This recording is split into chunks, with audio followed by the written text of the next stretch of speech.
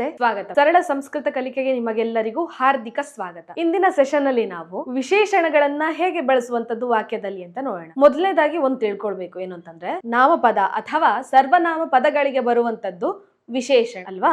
So ಸರ್ವನಾಮ ಅಥವಾ ನಾಮಪದ ಯಾವ ಲಿಂಗದಲ್ಲಿದೆಯೋ ಅದೇ ಲಿಂಗದಲ್ಲೇ ಅವುಗಳ ವಿಶೇಷಣಗಳು ಕೂಡ ಬರ್ಬೇಕು. ಫಾರ್ ಎಕ್ಸಾಂಪಲ್, ಸುಂದರ ಅಂತ ತೆಗೆದುಕೊಳ್ಳೋಣ. ಸುಂದರವಾದಂತಹ ಹುಡುಗ ಅಂತ ಹೇಳ್ಬೇಕು ಅಂತಿದ್ರೆ, ಹುಡುಗ ಅನ್ನುವಂಥದ್ದು ಬಾಲಕಃ. ಬಾಲಕಃ ಅನ್ನುವಂಥದ್ದು ಪುಲ್ಲಿಂಗ ಅಲ್ವಾ.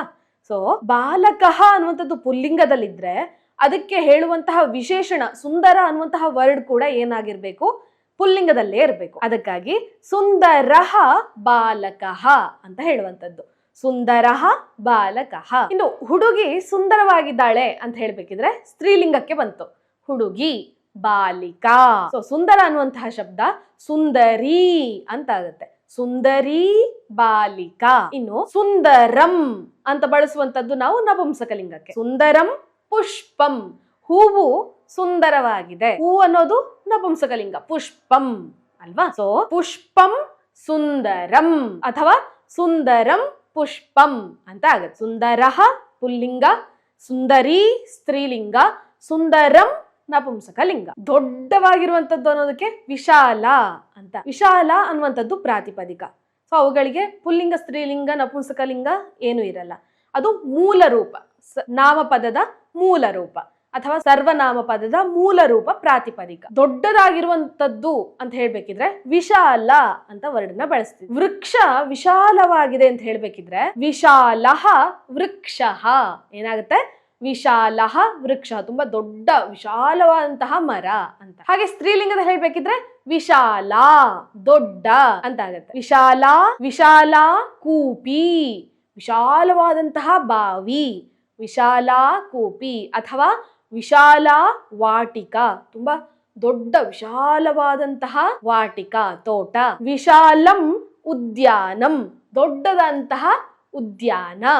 ವಿಶಾಲಃ ವಿಶಾಲ ವಿಶಾಲಂ. ಚಿಕ್ಕ ಅಥವಾ ಹಗುರ ಅನ್ನುವಂಥದಕ್ಕೆ ಲಘು ಅಂತ ಬಳಸ್ತೀವಿ. ಪುಲ್ಲಿಂಗದಲ್ಲಿದ್ರೆ ಲಘುಹು, ಸ್ತ್ರೀಲಿಂಗದಲ್ಲಿದ್ರೆ ಲಘ್ವಿ, ನಪುಂಸಕಲಿಂಗಕ್ಕೆ ವಿಶೇಷಣ ಹೇಳ್ಬೇಕು ಅಂತಂದ್ರೆ ಲಘು ಅಂತ ಹೇಳ್ತೀವಿ. ಚಿಕ್ಕ ಲೋಟ ಚಷಕ ಅಂತ ಹೇಳ್ಬೇಕಿದ್ರೆ ಲಘು, ಲಘುಹು ಚಷಕಃ ಅಂತ ಹೇಳುವಂಥದ್ದು. ಅದೇ ಸ್ತ್ರೀಲಿಂಗದಲ್ಲಿ ಥಾಲಿಕಾ ಅಂತಂದ್ರೆ ಪ್ಲೇಟ್. ಚಿಕ್ಕ ತಟ್ಟೆ ಅಂತ ಹೇಳ್ಬೇಕಿದ್ರೆ ಲಘ್ವಿ ಸ್ಥಾಲಿಕಾ ಅಂತ ಬಳಸ್ತೀವಿ. ಅದೇ ನಪುಂಸಕಲಿಂಗದಲ್ಲಿ ಹೇಳ್ಬೇಕಿದ್ರೆ ಲಘು ಪುಸ್ತಕಂ, ಚಿಕ್ಕ ಅಥವಾ ಹಗುರವಾದಂತಹ ಬುಕ್, ಲಘು ಪುಸ್ತಕಂ. ಲಘುಹು ಲಘ್ವಿ ಲಘು. ದೀರ್ಘ ಅಂತಂದ್ರೆ ಉದ್ದ ಅಂತ ಅರ್ಥ, ಉದ್ದವಾದಂತಹ ಮರ ಅಂತ ಹೇಳ್ಬೇಕಿದ್ರೆ ದೀರ್ಘ ವೃಕ್ಷ ಅಂತ ಬಳಸುವಂತದ್ದು.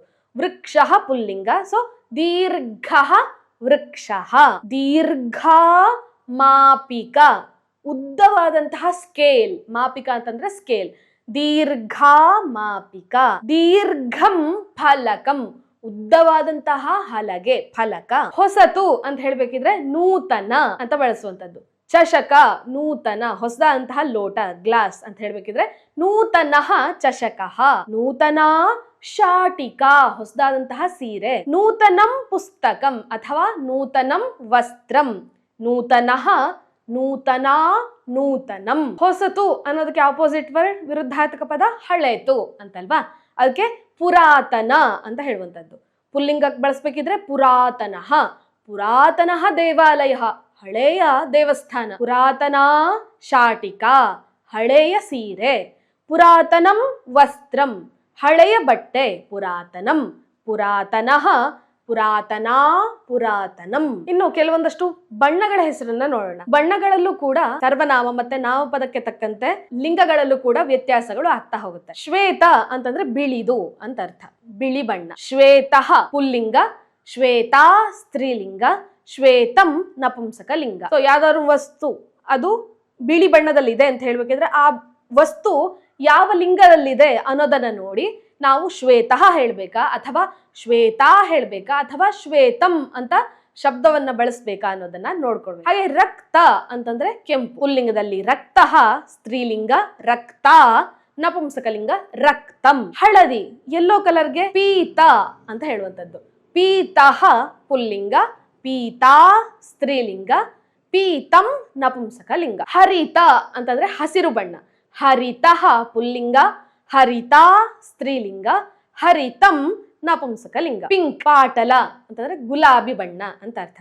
ಪಾಟಲಃ ಪಾಟಲಂ, ಪಾಟಲಃ ಪುಲ್ಲಿಂಗ, ಪಾಟಲಾ ಸ್ತ್ರೀಲಿಂಗ, ಪಾಟಲಂ ನಪುಂಸಕ ಲಿಂಗ. ಕೃಷ್ಣ ಅಂತಂದ್ರೆ ಕಪ್ಪು. ಕೃಷ್ಣಃ ಪುಲ್ಲಿಂಗ, ಕೃಷ್ಣ ಸ್ತ್ರೀಲಿಂಗ, ಕೃಷ್ಣಂ ನಪುಂಸಕ ಲಿಂಗ. ಬ್ಲೂ ನೀಲಿ ಅಂತ ಹೇಳೋದಕ್ಕೆ ನೀಲಹ ಅಂತ.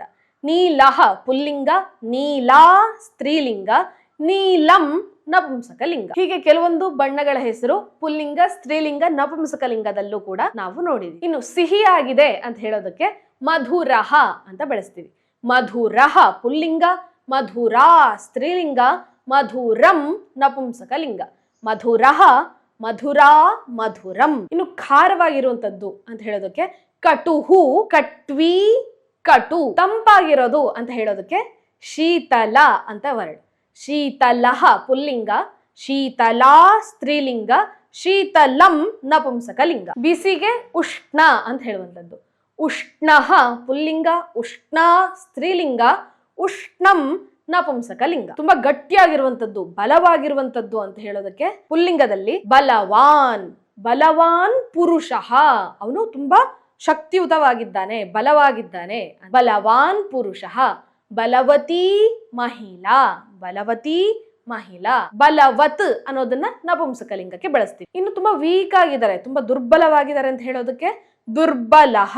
ದುರ್ಬಲಃ, ದುರ್ಬಲಾ, ದುರ್ಬಲಂ. ತುಂಬಾ ಜಾಣ, ಬುದ್ಧಿವಂತ ಅಂತ ಹೇಳೋದಕ್ಕೆ ಪುಲ್ಲಿಂಗಕ್ಕೆ ಬುದ್ಧಿಮಾನ್, ಬುದ್ಧಿಮಾನ್ ಬಾಲಕಃ. ಅದೇ ಸ್ತ್ರೀಲಿಂಗಕ್ಕೆ ಬುದ್ಧಿಮತಿ, ಬುದ್ಧಿಮತಿ ಬಾಲಿಕಾ.